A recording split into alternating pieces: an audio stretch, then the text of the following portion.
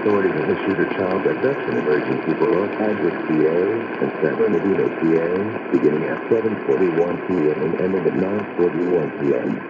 An ambulance is being issued by the California Highway Patrol on behalf of the Casino Hills Police Department. On February 9, 2026, at 4:00 p.m., Joyce Lombardo was abducted from Casino Hills, California. Joyce Lombardo is a 10-year-old black male with brown hair and brown eyes. Second victim, Claudia Brown, is a 9-year-old black female with brown hair and brown eyes. Third victim, Imani Brown, is a 5-year-old black female with brown hair and brown eyes.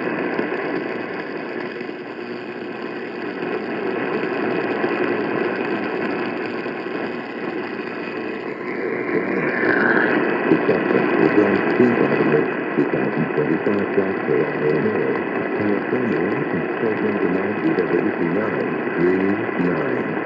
Pursuit code 911.